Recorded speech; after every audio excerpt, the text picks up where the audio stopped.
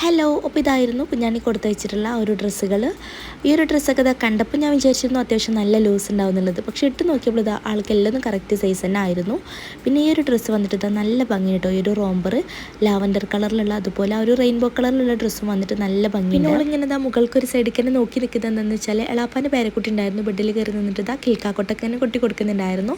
അവളെ കരയാതിരിക്കാനും വേണ്ടിയിട്ട് എന്നെ ഹെൽപ്പ് ചെയ്ത് തരാം കേട്ടോ വീഡിയോസൊക്കെ എടുക്കുമ്പോൾ. പിന്നെ അടുത്ത ഡ്രസ്സ് ഇതായിരുന്നു, ഈ ഒരു മാക്സി ഡ്രസ്സ് കേട്ടോ. ഇത് ഭയങ്കര ലൂസായിരുന്നു. ഇതിക്ക് പിന്നെ പാൻറ്റിൻ്റെ ആവശ്യമില്ല കേട്ടോ. ഞാൻ വെറുതെ ഇട്ട് കൊടുത്തതായിരുന്നു. എനിക്കിത് കണ്ടപ്പോൾ ഒരു ക്യൂട്ടായിട്ട് തോന്നി കേട്ടോ.